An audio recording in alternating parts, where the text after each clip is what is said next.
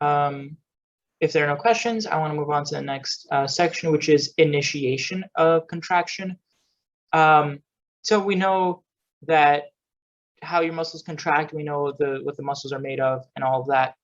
Now, how do we begin contraction? How does your body know to start contraction? How do your muscles know how to start contraction? Well, especially for skeletal muscle, but actually also for smooth muscle as well, it's just slightly different because it's involuntary. But for skeletal muscle, it comes from the nervous system. The main way that the nervous system communicates with the body is through action potentials and signaling molecules, which you may remember from our lecture on the nervous system, which we did a couple weeks ago. Initiation of the muscle contraction begins in the nervous system, and it contains both of these methods of communication, both action potentials and signaling molecules. Okay, so this diagram shows how it goes from the nervous system to a muscle cell. So this is an axon terminal, right? And it says right here, axon terminal. An axon terminal is the end of an axon. If you remember what an axon is, it's basically like a long, like a nerve tract or whatever. If you want to like in general terms, how you want to think of it, like in non-biology terms,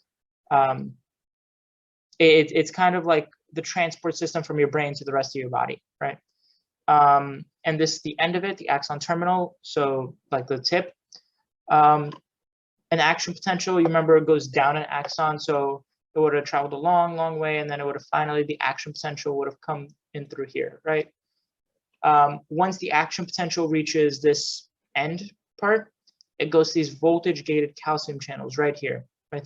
These little pink dots, right? When the action potential reaches that point, the calcium channels open, and this portion gets flooded with calcium from this outside space.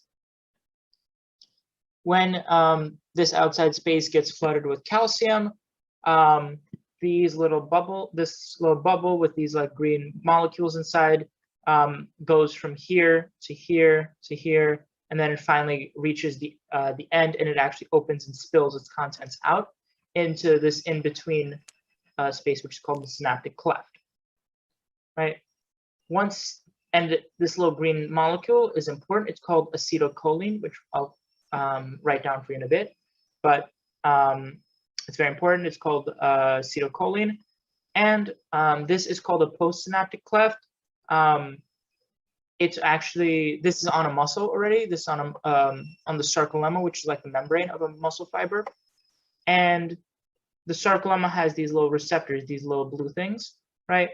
That react to acetylcholines. Whenever they sense acetylcholine, they activate.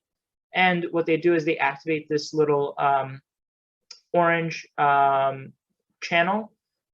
This orange channel is also is a sodium channel. And what it does is when it's activated, it actually allows sodium to flow into the cell. Once sodium flows into the cell, it begins an action potential here that flows down through the muscle fiber. Okay.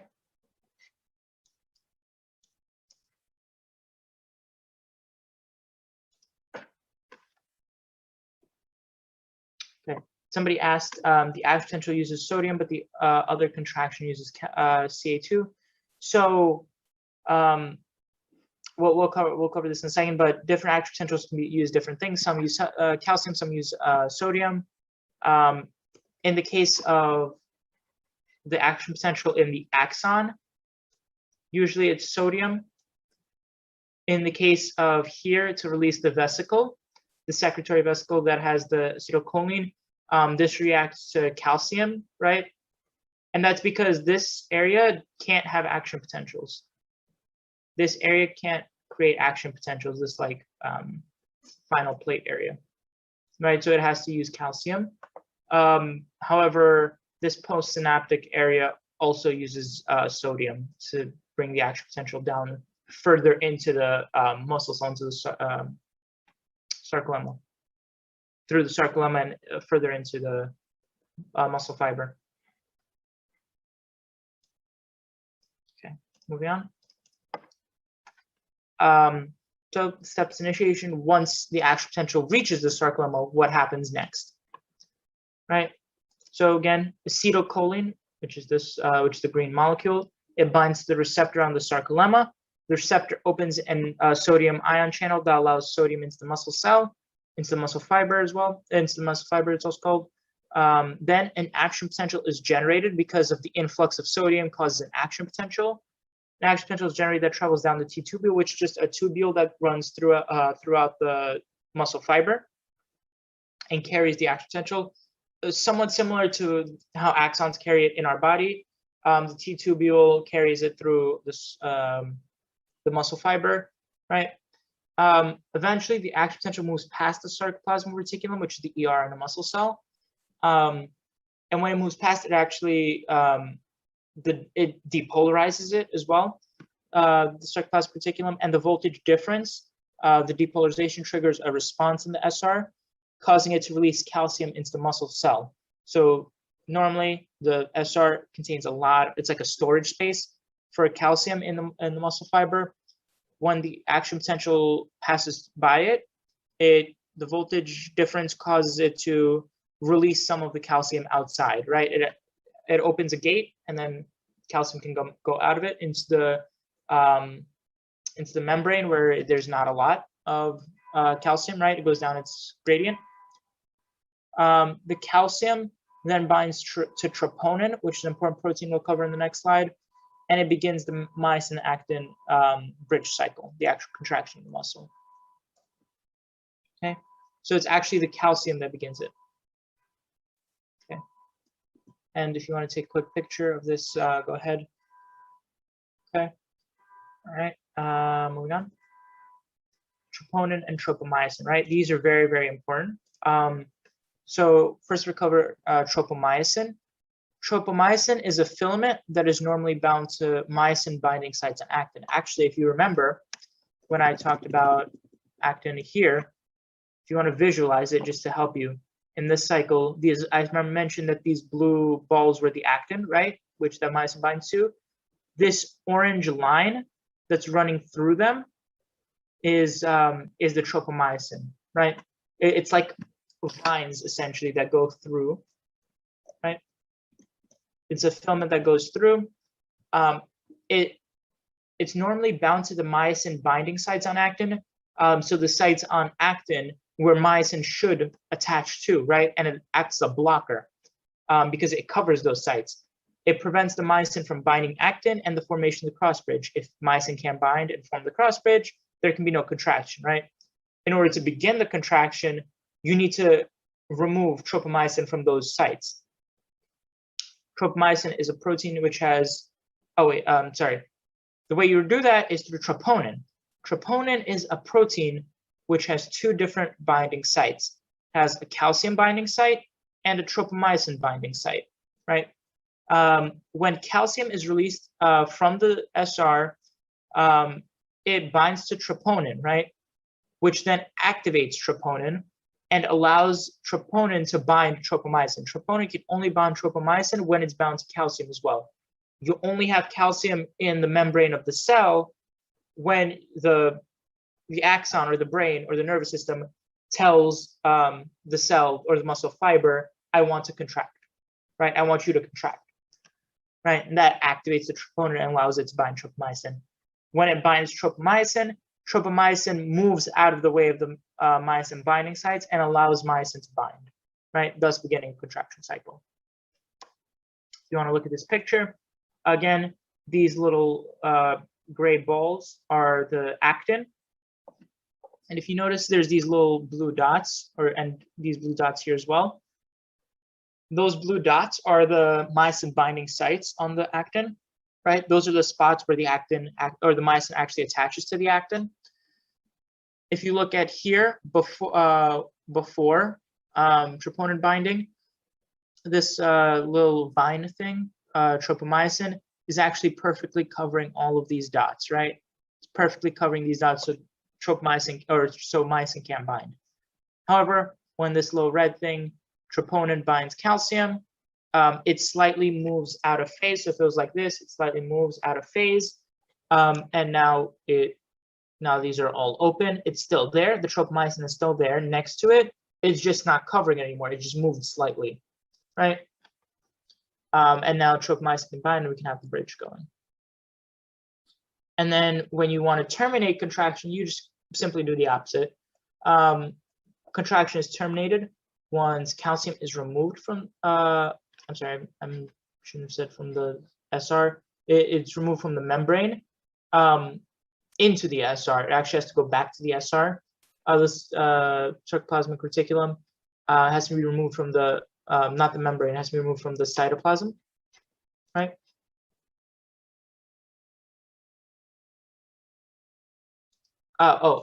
Sorry, somebody asked if I could clarify. The troponin can only bind to tropomyosin when it's bound to calcium.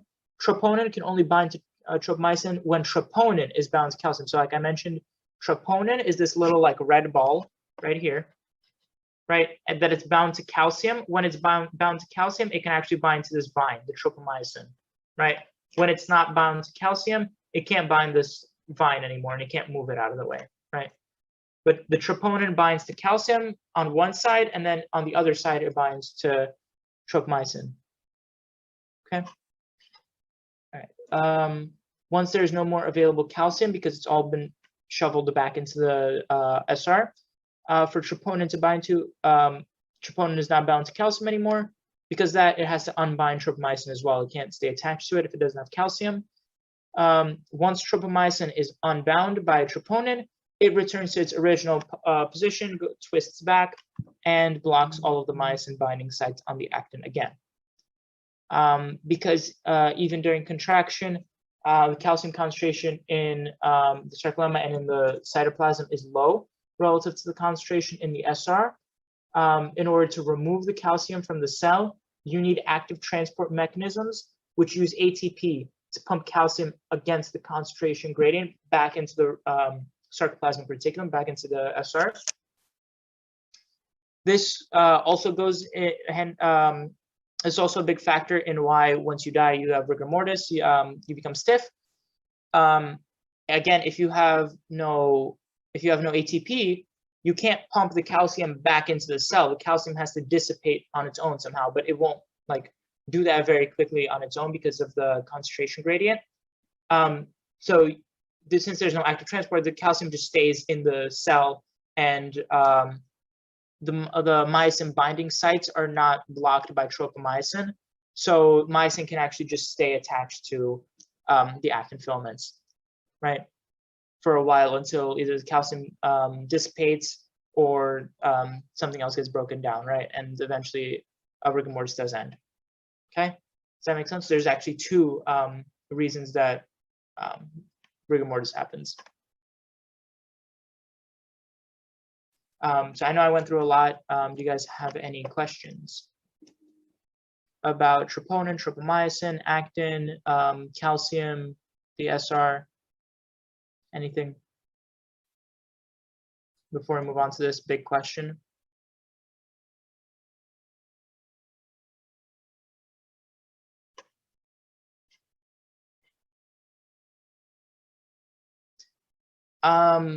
Regulation. So most of the regulation is done through calcium. There's obviously a lot more to it, and it's like way more in depth. That's beyond the MCAT, but most regulation, like direct regulation, is done by calcium. You either release calcium through action potentials into the cytoplasm, or you remove it through active calcium pumps out of the cytoplasm back into the SR or outside of the cell, and that's how you regulate contraction. Troponin is not always attached to tropomyosin. Troponin is usually like floating around, if you want to think of it that way. It's hanging around. It's hanging around once it binds to. Once it like finds a random calcium floating as well, it binds to it, and then they float together for a bit, and then they bind to the tropomyosin, and then it doesn't reject it. Normally, if it's just floating around and it tries to bind to the tropomyosin, it'll like reject it and it'll just keep floating around, right?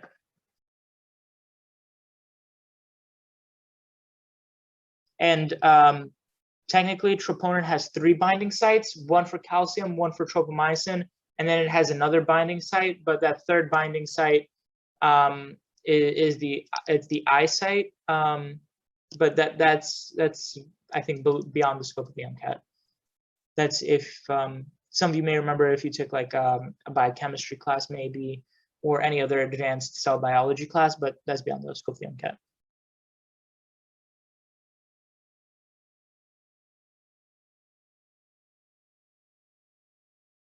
Okay, any other questions before we move on to the big poll question?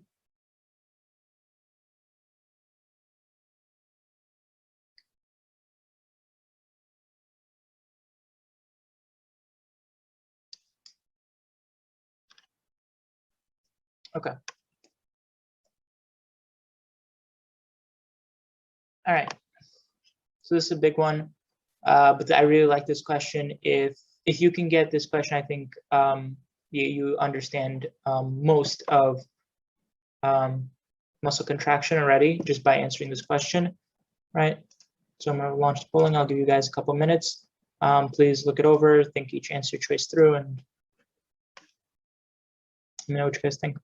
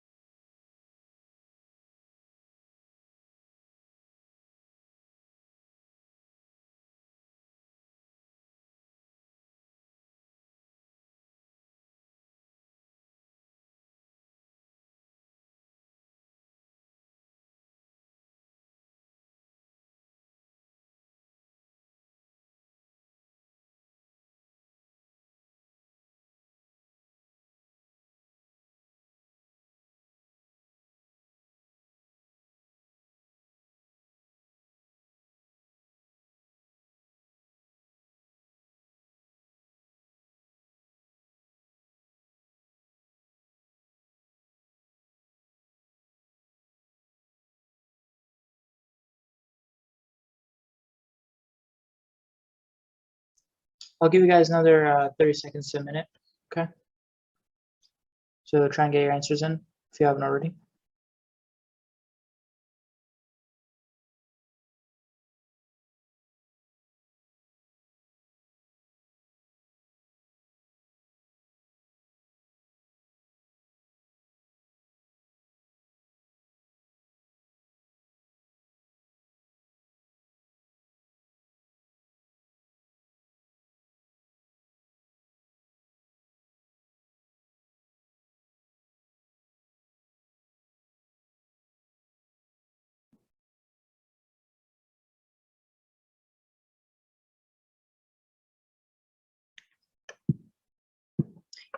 Okay, I'm gonna end the poll.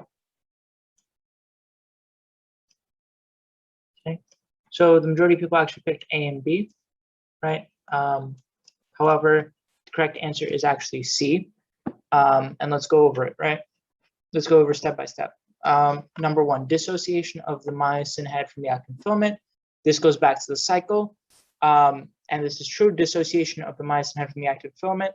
That's So the question says requires binding or hydrolysis of ATP. So essentially ATP really in any form or any function. Dissociation of the myosin head from the actin filament does require binding, right? And like I mentioned, that was the main reason for rigor mortis, because without ATP, you can't dissociate the head from the actin. And so this is correct, right?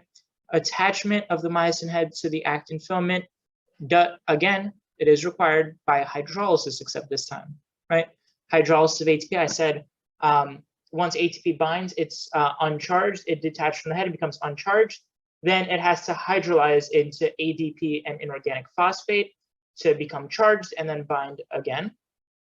Hydrolysis of ATP is required to make myosin charged and to bind it to the actin filament. Conformational change that moves actin and myosin filaments relative to one another. I think this is the one that really made A and B popular because they had 3 here as well, right? Right, and this is true as well, right? Binding of troponin to the actin filament, nope, because troponin binds due to calcium, right? And it actually binds to tropomyosin due to actin. Release of calcium from the SR, this was an action potential, right? So you don't need that. Reuptake of calcium into the sarcoplasm, again, yes, because like I said, calcium concentration in the actual cytoplasm is low, so reuptake it is, you need active transport. Active transport requires ATP.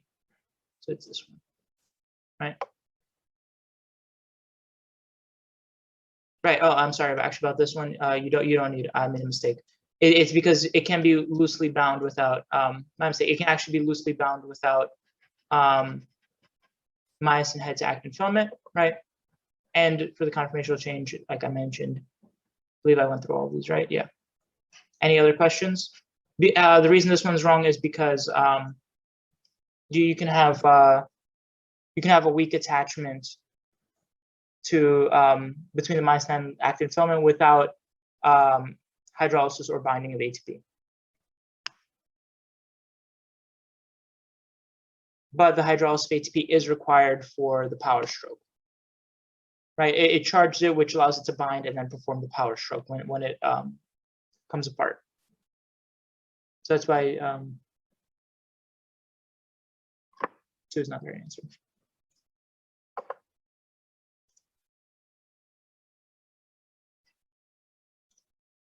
Sorry, 4 is not correct. 4 is not correct because binding of troponin to actin filament. Firstly, troponin binds to the myosin, tropomyosin. Troponin binds to the tropomyosin, and it doesn't require ATP. It requires calcium. Once troponin is bound to calcium, it binds to tropomyosin. It doesn't require ATP.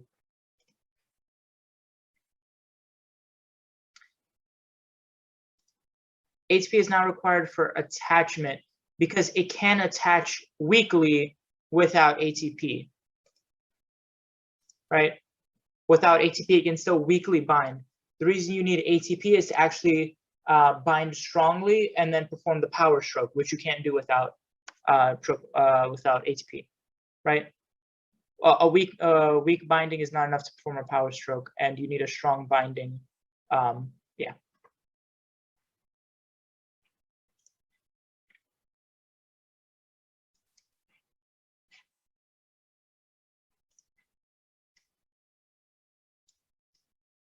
Does that make sense? So attachment, if it said strong attachment, 2, but doesn't mention only weak attachment. So it doesn't mention strong or weak attachment.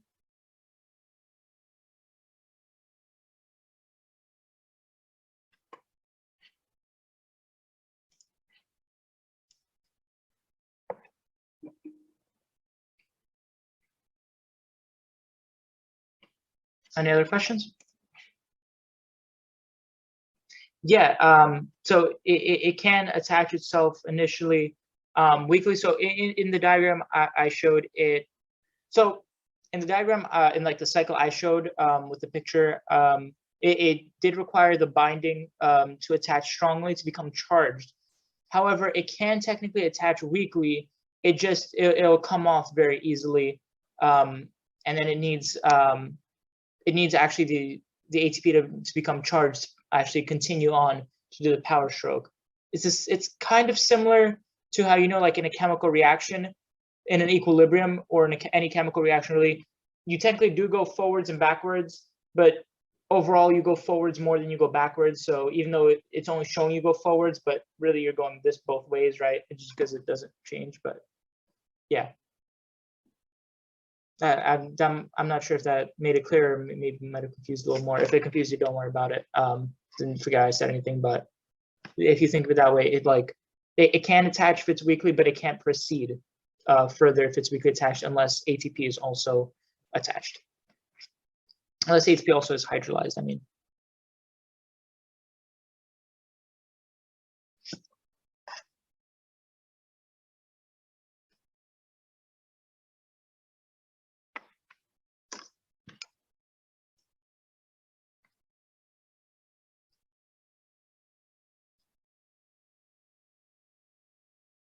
Okay.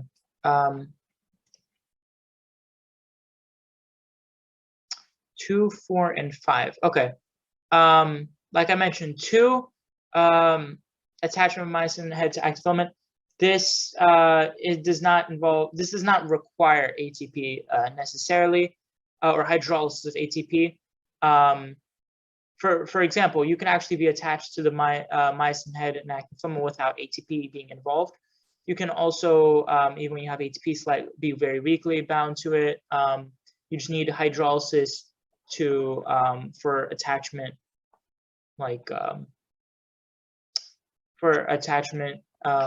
continue to power stroke. 4, binding of troponin to actin filament. The troponin binds to actin through tropomyosin. However, that doesn't require ATP. That requires calcium to be present, right? You need calcium, not ATP. And 5, release of calcium from the SR. Again, that doesn't need ATP. That does occur for initiation, but it doesn't need ATP. It needs an action potential, which is voltage, or like an electrical source.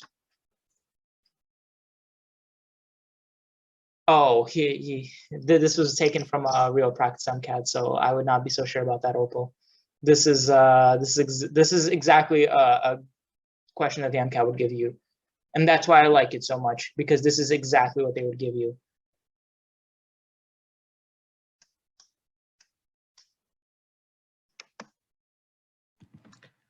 Okay, Mark, quick question. So if I was, the frequency of number 3, you mentioned it, you said why you skipped it. I mean, I assume it's right because it's in all the answer choices. Is that? Oh, right, yeah, 3's, oh yeah, also I guess, yeah, you could guess, but I didn't even know that. 3's correct because, again, you can't have the power stroke without hydrolysis, because you need detachment of inorganic. Remember how you need detachment of inorganic phosphate in order to continue with the power stroke, but the only way to get inorganic phosphate is to hydrolyze ATP, right? Does that make sense?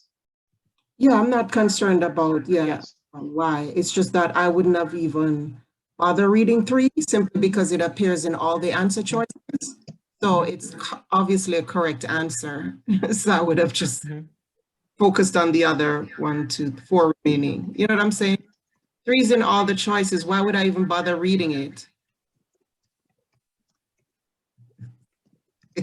Never mind.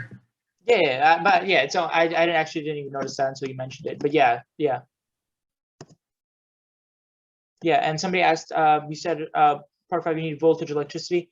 Yeah, an action potential is essentially a depolarization, which is you can think of it as like an electrical input, like from your brain, right? It's an electrical input, but it's actually just an action potential that goes through the T-tubule, and when the action potential passes by the sarcoplasmic reticulum where the calcium is being stored, the voltage difference that the sarcoplasmic reticulum experiences causes it to open one of its channels that allows calcium out.